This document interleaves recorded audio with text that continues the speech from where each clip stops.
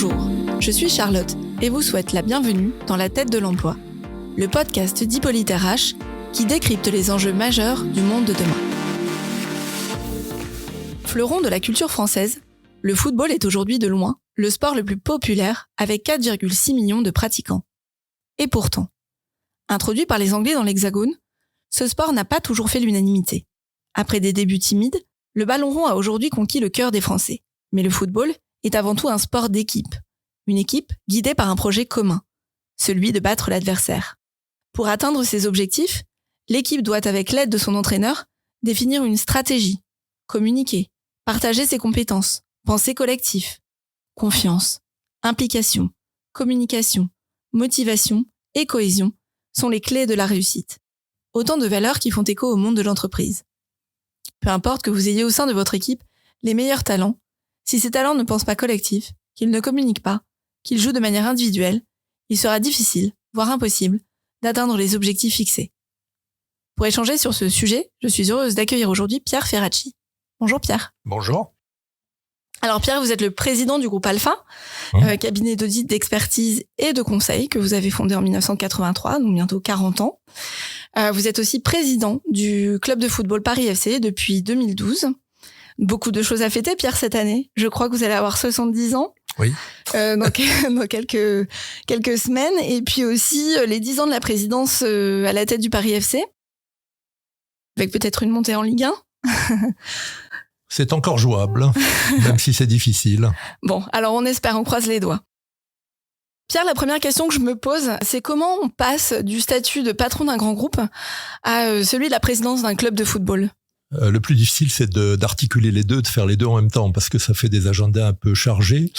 Il se trouve qu'il y a une filiation entre le groupe Alpha et le Paris FC, c'est que le projet du Paris FC est basé sur la formation des jeunes.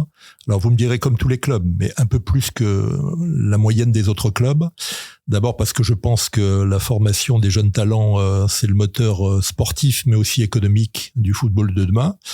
Et puis ensuite parce que le Paris FC est au cœur du bassin francilien, dont Arsène Wenger m'avait dit il y a quelques années, avec celui de Sao Paulo au Brésil, c'est le meilleur bassin du monde sur le plan des talents qui s'extériorisent dans la région parisienne. D'accord. Donc ça serait un petit peu idiot de pas utiliser ce matériau très riche et de pas fonder le projet du club et la stratégie du club sur la formation des jeunes talents. C'est ce qu'on essaie de faire. Je pense qu'on était un des tout meilleurs clubs formateurs dans le monde amateur, sinon le meilleur. Et on va rapidement devenir, les sélections des jeunes hommes comme des jeunes filles d'ailleurs le montrent bien, un des très bons clubs formateurs dans le monde professionnel. Alors justement, vous l'avez souligné, la question du recrutement se pose. Pour une équipe qui fonctionne, il est capital de recruter les meilleurs talents. Comment aujourd'hui on repère un futur Kylian Mbappé ? On travaille beaucoup avec des scouts qui travaillent et regardent les matchs des autres clubs, notamment en région parisienne, mais pas seulement. On va aussi à l'étranger de temps en temps. Mais en région parisienne, je le disais, il y a des matériaux tout à fait intéressants. Il y a beaucoup de jeunes pousses qu'il faut repérer dès le plus jeune âge, parce que les grands clubs internationaux s'y intéressent dès l'âge de 11 ans ou de 12 ans, parfois un peu moins. Donc il y a des scouts, il y a parfois des moyens techniques un peu plus adaptés, certains qu'on a bâtis avec Yes We Code d'ailleurs récemment pour se doter d'outils techniques qui accompagnent le travail des hommes. Et après, il faut avoir des éducateurs, des scouts, c'est souvent les scouts sont souvent d'anciens éducateurs, pas toujours, qui ont l'œil pour repérer les qualités. Puis après, il y a des entretiens, parce qu'il y a les qualités sur le terrain et puis il y a les qualités humaines. Et le football est un sport à la fois très populaire, mais aussi au niveau de l'élite très exigeant. Et pour se frayer un chemin dans une carrière professionnelle semée d'embûches, il faut avoir la tête sur les épaules. Il faut avoir des pieds en or, et même si on n'est pas Mbappé, mais il faut avoir la tête sur les épaules. Et ça se repère aussi dans le travail d'éducation qu'on fait dans le centre de formation et autour du centre de formation. D'accord. Donc les scouts, ce sont un peu des chasseurs, enfin l'équivalent des chasseurs de tête. Tout à fait, qui vont repérer les talents pas toujours chez l'adversaire, mais parfois chez l'adversaire aussi, ou chez des clubs moins huppés que les nôtres. En région parisienne, il y a d'excellents clubs formateurs qui font beaucoup de formations et de façon excellente. Donc, c'est des relations avec les éducateurs de ces clubs aussi. Et puis, c'est aller voir jouer 1 fois, 2 fois, 3 fois, 10 fois les mêmes joueurs et repérer leur qualité technique, leur qualité footballistique et encore une fois, dans un deuxième temps, leur qualité humaine parce que les jeunes qui sont soumis à de grosses pressions, et d'abord à la pression la plus énervante qui est celle de l'argent, dès leur plus jeune âge, avec un milieu qui, de ce point de vue-là, est pas toujours très sain, il faut bien le dire, il faut qu'on les éduque aussi comme des hommes. Et d'ailleurs, dans le centre de formation du Paris FC à Orly, on attache autant d'importance à la préparation du bac pour ceux qui vont jusqu'au bac, ou même plus loin pour ceux qui dépassent le bac, qu'aux résultats sportifs. Et de temps en temps, on n'hésite pas à freiner le travail sportif quand les résultats scolaires ne sont pas tout à fait à la hauteur de ce qu'on attend. Et du coup, d'ailleurs, on a des résultats au bac, pour prendre cet étalon, qui sont dans la bonne moyenne nationale depuis des années, parce qu'on y accorde de l'importance. Parfois contre l'avis des parents qui considèrent que les résultats scolaires c'est secondaire et que l'objectif c'est d'être professionnel. Moi je dis souvent quand je m'adresse à une promotion que il y en a 5 ou 10% d'entre eux qui vivront du football. Bon, ils ne m'écoutent pas la plupart du temps parce qu'ils pensent qu'ils seront dans les 5 ou 10%. Mais comme les parents sont là, on fait passer avec les autres dirigeants de l'association et du centre de formation les mêmes messages. Donc en gros, formez-vous au football, mais formez-vous aussi à être un honnête homme qui demain va être sur le marché du travail en dehors du football ou dans le football, mais sans être un joueur professionnel, en étant un éducateur ou un administratif du football, ce qui aussi satisfait certaines ambitions de jeunes aujourd'hui. D'accord. Donc oui, les valeurs humaines très importantes aussi alors. Là où il y a une réelle différence avec le monde du travail, c'est on parle pour un joueur, on parle pas de recrutement, on parle plutôt de transfert. Les joueurs, on peut pas les recruter toute l'année. Il y a 2 périodes qui sont dédiées à ça, les mercatos. On appelle ça le mercato d'été, le mercato d'hiver. Vous avez recruté un nouvel attaquant au mercato d'hiver, Khalid Boutaïb. Les négociations se sont bouclées à quelques heures de la fin du mercato. Est-ce que vous pouvez nous raconter comment ça se passe, un recrutement comme celui de Khalid Boutaïb ? D'abord, il se trouve que depuis quelque temps, on a beaucoup de blessés, ce qui explique qu'on ait pris un peu de retard ces derniers temps, alors qu'on était bien parti pour accéder directement à la Ligue 1 et qu'on sera obligé de passer par les barrages. J'espère que ça va bien se passer. Et donc, on avait envie, au mois de janvier, de combler un petit peu ces lacunes, parce qu'on était handicapés devant. Boutaïb, c'est de belles histoires, parce qu'il se trouve que notre entraîneur Thierry Laurey l'a eu à 2 reprises, au Gazélec d'Ajaccio et puis à Strasbourg, 2 équipes qu'il a fait monter en Ligue 1, et Boutaïb a été des 2 montées. Et dès le mois d'octobre, quand on regardait un petit peu nos problèmes d'attaquants, Thierry m'avait dit, à l'occasion d'une rencontre contre le Havre d'ailleurs, où Boutaïb avait marqué un but contre nous, voilà le type d'attaquant qu'il nous faudrait pour mettre un petit peu d'expérience à côté des jeunes qu'on a. Parce que c'est ça le problème d'un club comme le Paris FC, il faut qu'il fasse éclore ses jeunes pousses, mais il faut les encadrer avec des hommes de plus grande expérience. Et donc, quand on a eu ces pépins physiques et qu'on a été obligé de laisser soit sur le bord de la touche, soit laisser partir des attaquants, on s'est retourné vers le club du Havre. On s'est aperçu qu'à ce moment-là, Khalid Boutaïb voulait partir à l'étranger pour terminer sa carrière, mais on lui a mis la main dessus, on a réussi à le convaincre de venir s'intégrer dans le projet. Ça a été d'autant plus facile qu'il connaissait l'entraîneur, ce qui est un élément essentiel. Et c'est là que j'insiste sur un point essentiel. Il y a l'évaluation qu'on fait des joueurs, qu'ils soient d'ailleurs anciens ou qu'ils soient jeunes. Ça ressemble un petit peu à l'évaluation qu'on fait des compétences dans d'autres secteurs. Il y a des grilles à remplir. Ça se fait aussi de façon collective dans le football, comme ça peut se faire dans le groupe Alpha. Et puis après, il y a les opportunités aussi qu'il faut saisir sur le marché. Et ça aussi, il y a des points de ressemblance entre le football et un cabinet d'audit et de conseil. Quand on voit à la concurrence qu'il y a des joueurs qu'on peut récupérer, soit parce qu'ils se sentent mal, ce qui n'était pas le cas de Boutaïb d'ailleurs dans leur club, soit parce qu'ils ont envie d'ailleurs, parce qu'ils ont passé un peu de temps et qu'ils ont envie de changer d'air, il faut être réactif et puis leur proposer un projet qui tient la route. La qualité du projet est importante. Bon, il y a la rémunération, on va pas se raconter d'histoire, mais comme dans d'autres secteurs. Mais la qualité de la stratégie du projet de l'entreprise est importante pour attirer de bons joueurs. La qualité des infrastructures aussi. Ça aussi, ça ressemble à des entreprises normales. Oui, finalement. On a investi beaucoup d'argent à Orly pour notre centre de formation, pour notre centre d'entraînement, pour les féminines comme pour les hommes. On y a mis le siège social et aujourd'hui, c'est un facteur d'attractivité. Il y a encore 4-5 ans, les installations du Paris FC, c'était plutôt un facteur partir en courant et dire on va pas venir dans ce club malgré son projet parce que les infrastructures sont pas au rendez-vous. Donc c'est tout ça qui fait qu'à l'arrivée, on réussit des recrutements. Ça peut être la relation avec l'entraîneur ou le président à une époque, la qualité des infrastructures et la qualité du projet. Donc de ce point de vue-là, il y a beaucoup d'éléments de ressemblance. On a fait récemment avec Estelle Sauva une réunion du COMEX, du groupe Alpha et puis des cadres dirigeants du Paris FC et on a échangé pas mal sur les enjeux de ressources humaines et notamment l'évaluation des joueurs. Les membres du COMEX d'Alpha se sont aperçus qu'il y avait une rigueur dans l'évaluation des jeunes joueurs du centre de formation qui était intéressante et qui pouvait donner quelques idées pour évaluer les consultants d'aujourd'hui et de demain, quoi. Donc, même si les grilles sont pas tout à fait la même, mais en tout cas la rigueur d'appréciation, le poids de la relation humaine au-delà des qualités techniques d'un consultant ou d'un joueur de football, c'est aussi important dans le groupe Alpha que dans le Paris FC. D'accord. Et comment se passe donc du coup un onboarding d'une nouvelle recrue en recrutement? On parle d'onboarding, on dit que voilà, il faut accompagner le candidat qui vient d'arriver. Comment ça se passe avec un joueur de foot? Ça dépend. Si c'est un jeune joueur, il y a des enjeux de tutorat. Il faut l'accompagner, le mettre sous la coupe d'un joueur plus ancien qui le connaît un petit peu ou qui connaît son environnement. Bon, quand on parlait de Boutaïb à l'époque, quand ce sont des joueurs expérimentés qui arrivent en plein milieu de la saison, au moment de ce qu'on appelle le mercato d'hiver, bon, il y a aucun problème d'intégration. Il est connu, il sait comment faire. Il y a des joueurs qu'il connaît, qu'il a connus par ailleurs, sans avoir joué avec eux, qu'il a rencontrés. Donc là, il n'y a pas de difficulté mais là aussi, il y a des points de ressemblance. C'est comme un cadre expérimenté. Il connaît les codes. Par contre, un jeune, il y a aussi des points de ressemblance avec un cabinet de conseil, enfin une entreprise un petit peu normale. Il faut l'accompagner, il faut lui faire découvrir un monde qu'il découvre. S'il vient du monde amateur ou du centre de formation, le monde professionnel, c'est autre chose. Il y a une rigueur qu'on n'a pas tout à fait dans le monde amateur ou même dans le centre de formation. Donc là, il faut des formes de tutorat, il faut que l'entraîneur soit plus attentif à lui, peut-être qu'à d'autres joueurs plus expérimentés.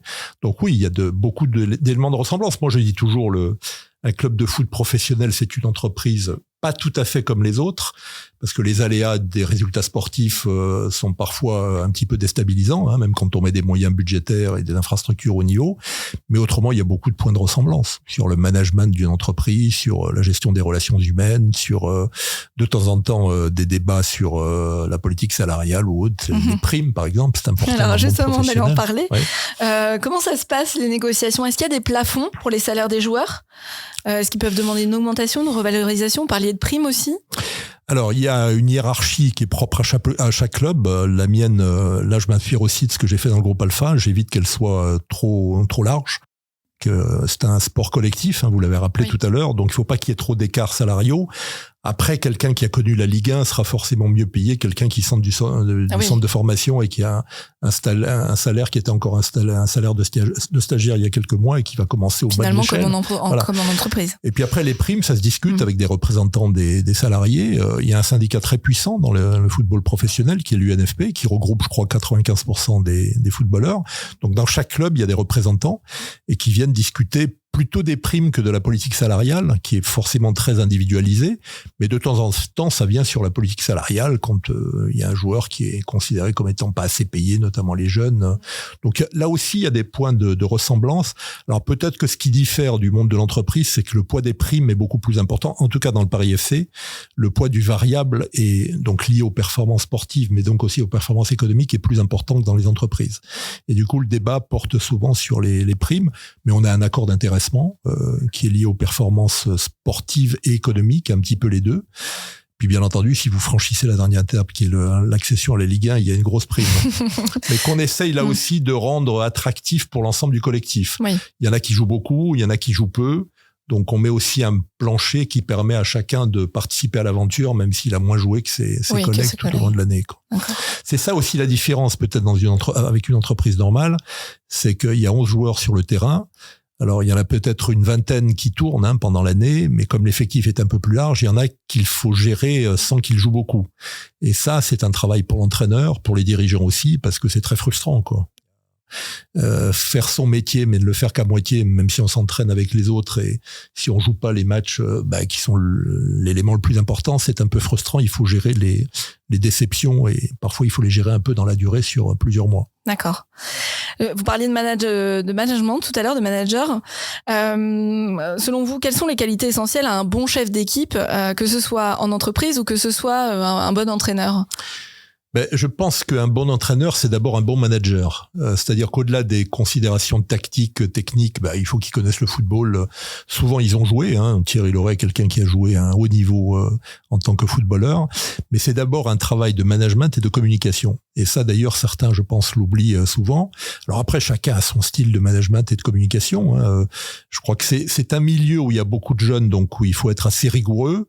Mais en même temps les coucouder un petit peu, et il faut en permanence mélanger de la fermeté dans la tenue des objectifs et dans la tenue des engagements qui sont pris, puis en même temps de la souplesse, parce qu'on a affaire à des psychologies qui sont pour certaines en voie de construction. Les jeunes, ils mettent parfois quelques années à s'adapter au monde du football.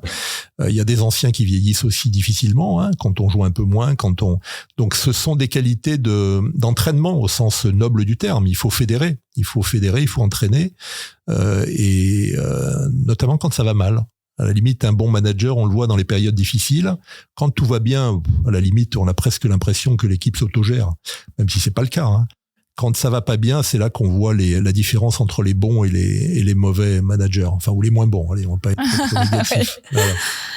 Dans le monde de l'entreprise, on parle de pénurie de talent dans le monde du travail. Est-ce que le football connaît aussi cette crise ? Alors là, c'est peut-être la différence. Je trouve qu'il y a beaucoup de talent, mais c'est le sport en lui-même qui est élitiste.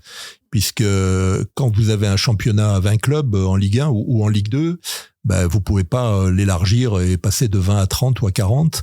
Donc le goulot d'étranglement pour être footballeur professionnel, je crois qu'il y a à peu près 2000 footballeurs qui vivent du football, en Ligue 1, en Ligue 2, mais aussi dans les 2 ou 3 divisions du dessous, où il y a quelques rémunérations moins importantes. Bon, sauf que vous avez cité le nombre de licenciés, et le nombre de jeunes qui aspirent à être professionnels, il est beaucoup, beaucoup plus important. Donc l'offre d'emploi est très inférieure à la demande qui est faite par les jeunes footballeurs eux-mêmes. Et d'ailleurs, une des réflexions en cours dans la fédération, pendant très longtemps, on a souhaité que chaque club ait son centre de formation. Donc une quarantaine pour les clubs de Ligue 1 et de Ligue 2, puisqu'il y en a 20 de chaque côté. 40 clubs, si vous sortez une vingtaine de joueurs par an, une vingtaine de jeunes joueurs par promotion, ça fait déjà vite 800 à 1000. Tout le monde ne va pas s'exprimer sur le terrain professionnel. Ouais, donc c'est une vraie difficulté. C'est pour ça que la formation à côté du football est importante. C'est leur faire comprendre qu'ils pourront peut-être rester dans le domaine du football, mais pas pour être footballeurs professionnels. Ils pourront être éducateurs, entraîneurs, s'impliquer dans des enjeux de marketing, de développement commercial ou autre, parce qu'il y a des footballeurs qui ont la tête bien faite. Mais ça, c'est la différence avec beaucoup de secteurs de l'entreprise où quand la concurrence est ouverte, on voit que les créations d'emplois peuvent être très très importantes, et on peut avoir une pénurie de talents. Chez nous, les talents, il y en a partout. Il faut malheureusement les sélectionner, et parfois ça en fait beaucoup qui restent sur le bord de la route.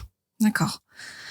On parle de transfert de compétences, de mobilité interne dans les entreprises. Est-ce que ces problématiques, vous les connaissez bien, vous, mais est-ce que dans le milieu sportif, on a aussi, ça s'applique également, les transferts de compétences et tout. Vous parliez tout à l'heure d'un talent qui pouvait devenir un entraîneur ensuite, d'un joueur qui pouvait devenir entraîneur ensuite. Il y a un bon exemple chez nous, c'est que le doyen de l'équipe est notre gardien de but, Vincent de Marconnet, qui a 39 ans maintenant et qui est là depuis 15 ans. Et qui arrive, qui est plus proche de la fin de sa carrière, même s'il fait une très bonne saison cette année que du début, qui aspire à être entraîneur des gardiens demain, mais peut-être pas seulement, peut-être qu'il aura d'autres, c'est une tête bien faite lui aussi, peut-être qu'il aura d'autres aspirations au sein du club. En tout cas, nous, on va l'accompagner dans sa reconversion, c'est pas encore tout à fait pour demain, mais comme entraîneur des gardiens, on n'aura pas grand-chose à lui apprendre. Il commencera peut-être par l'équipe féminine. J'ai oublié de dire qu'elle était en division 1 et qu'elle terminait 3e du championnat, donc elle est qualifiée pour la Ligue des Champions derrière le PSG et l'OL. Donc l'année n'est pas encore tout à fait perdue, même si les garçons ont encore des défis à relever.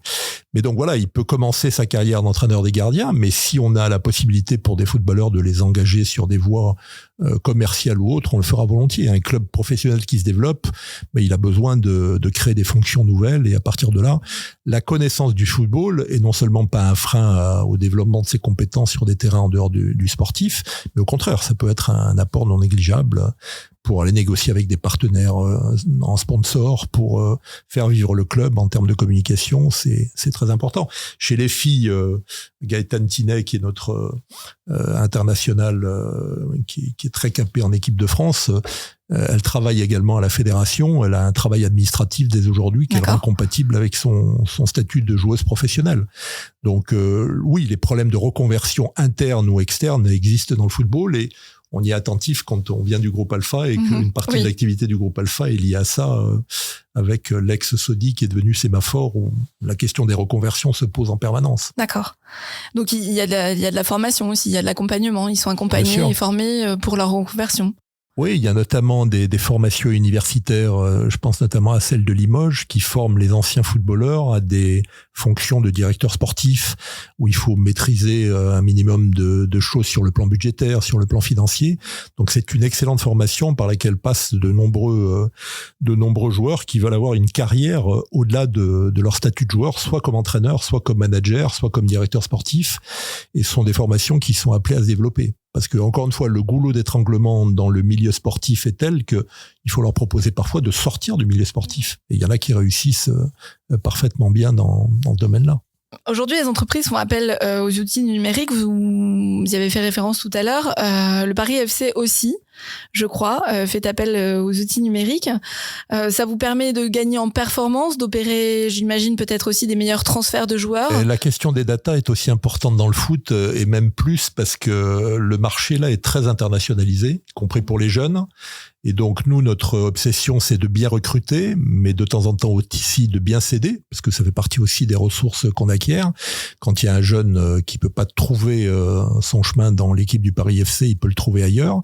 Donc, de ce point de vue-là, l'exploitation de toutes les données qui sont en circulation dans toute l'Europe, la plupart des championnats aussi sont couverts.